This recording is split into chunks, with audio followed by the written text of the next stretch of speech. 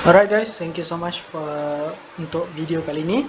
Kita akan cakap berkenaan dengan langkah yang ketiga pula. So, okay, so sekarang korang dah tahu pelanggan korang, and then korang dah tahu apakah korang tahu pelanggan korang, lepas tu korang dah fahamkan produk korang kan. So, sekarang ni korang dah boleh start menulis. Okay, tetapi bila korang nak start buat copywriting tu, okay, sebelum tu, okay, saya kena cerita sikit.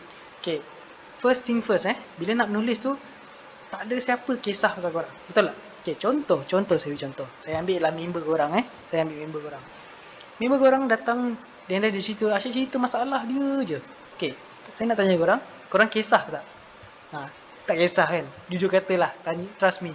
Unless kalau orang tu orang yang korang sayang ke apa semua, tu lain cerita lah. Okay, tapi mostly orang tak kisah. Orang tak kisah dengan cerita, apa cerita dia, masalah dia, apa semua. Okay, tetapi korang business owner, korang kena kisah pasal pelanggan korang. So, jangan cerita pasal diri kita. Cerita pasal diorang. Okay. Okay. Tapi saya kena bagi tahu bila nak start copywriting tu, jangan mulakan dengan copywriting yang agak kurang berkesan. Okay, ni contohnya saya tulis ni. Kami adalah pengeluar produk suplemen kuruskan badan berkualiti tinggi dan telah berada dalam pasaran sejak tahun 1960 dan mempunyai jumlah pekerja seramai 30 orang. Visi kami ialah untuk semua rakyat Malaysia mencapai tahap kesihatan yang baik. Beli produk kami sekarang. Okey. Apakah yang korang nampak dekat sini? Okey. Tak apa. Korang boleh bercakap dulu dekat kepala korang. Okey. So, apa yang kita panggil ni, kita panggil it's all about me. Kita panggil ni narcissist punya konsep lah. It's all about me, me, me, me, me. Saya. Aku. What's about them? Kan? So nampak dia kata kami adalah pengeluar produk supplement kurus and such. Kan? Tak kisahlah ke pengeluar ke kan. Tahun 1960. Okay, fine. So apakah masalahnya kan? So dia dia kata orang tak kisah pasal produk kita. Orang nak tahu apa masalah yang boleh diselesaikan untuk mereka. So bercakap pasal diorang. So ini saya kena bagi hands on lah. Ini adalah taktik yang kurang berkesan lah. Kalau tanya saya kurang berkesan sebab saya pernah buat benda ni. So dia takkan berkesan lah sebenarnya. Bukan kurang pun, dia takkan berkesan. Okay, so and then apa yang korang kena buat adalah korang kena, bila before start menulis tu, korang kena ada tahu kata kunci dan SEO. Okay, benda ni technical sedikit lah. Okay, so macam mana nak tahu copywriting korang tu orang akan baca kan, betul tak? Okay, so dalam dunia digital ni korang boleh dapatkan data.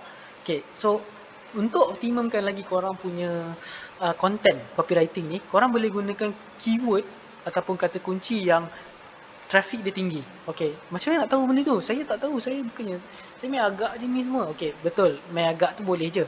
Tetapi lagi bagus kalau korang ada data. Contoh yang saya boleh gunakan, korang boleh guna software percuma ni, Google Trends. Okay, ni adalah Google Trends. Google Trends ni contohnya, you guys boleh search dekat area Malaysia, apakah yang diorang bercakap. Contoh kalau korang nak cakap pasal tudung bawal. Okay, you guys boleh even search tudung bawal tu berapa ramai orang Google, berapa ramai orang bercakap pasal Google pasal tudung bawal ni apa semua kan. So you guys boleh check dekat situ. Ini paling basic lah, Google Trends. Okay, kalau nak advance sikit, korang boleh guna, kalau siapa yang tahu Google Ads lah, setakat ni kalau tak tahu tak apa, korang boleh gunakan keyword research tools dekat Google Ads. Ini contohnya, macam saya cakap ni, tudung bawal. You guys boleh tahu berapa ramai orang search tudung bawal tu sebulan, dalam masa sebulan. So nampak tudung bawal 8,100, tudung 18,100. Lepas tu tudung terkini 480 sebulan. Tudung online 590. So you guys boleh tahu bila korang buat konten tudung bawal mesti ada engagement. Because why? Ada demand dekat situ. So that's why you guys kena faham. You guys punya you guys kena tahu data lah dekat sini. Ataupun cara lain you guys boleh guna adalah keywords everywhere. Okay, ini adalah plugin dekat Google Chrome. So you guys boleh even check dekat sini, nampak. Kalau korang tulis kat sini content marketing, you guys boleh nampak dekat sini dia akan suggest related keywords dan juga volume berapa yang orang cari. So ini yang best ni pasal taktik guna bila you dalam technical lah. Benda ni saya takkan ajar detail lah, tapi you guys boleh gunakan.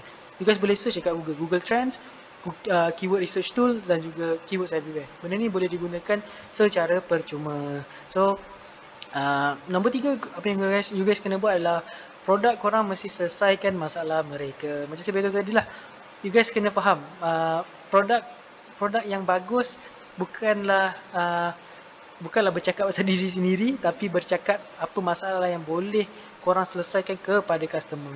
Okay, so produk yang korang iklankan mestilah selesaikan masalah. Pelanggan ni dia beli dengan emosi. Dia beli bila emosi dia triggered, korang dapat trigger emosi diorang. You guys boleh tahu apakah masalah yang diorang hadapi, apakah solution yang diorang nak, apakah yalah macam-macam you boleh tahu bila you guys ada this kind of yang saya ada ajar tadi lah, langkah 1, langkah 2 tadi kan, dengan awal tadi AIDA tu semua. So korang kena tengok balik apa yang bila nak nulis ni, 3 faktor ni mestilah ada dalam copywriting korang. Okay, so before menulis, sebenarnya korang dah boleh start menulis. So sebelum korang menulis, korang kena ada 3 konsep lah, which is nombor 1 tadi, kena tahu tak ada orang kisah pasal produk korang, tapi apa yang boleh diorang selesaikan. Jangan terasa bila saya cakap macam ni, orang memang tak kisah pasal produk korang, tapi orang kisah pasal apa yang dia boleh selesaikan, apa yang solution yang boleh diselesaikan untuk diorang. Okay, nombor 2 adalah gunakan kata kunci ataupun SEO. Ini teknikal sedikit lah seperti yang saya terangkan tadi. Dan juga produk korang mestilah selesaikan masalah mereka. So ini langkah-langkah yang you guys kena buat before start menulis. Okay, alright, so itu saja untuk langkah ketiga. Selepas ni kita akan go to the langkah keempat pula. So tune in to the next video. Thank you so much. Assalamualaikum.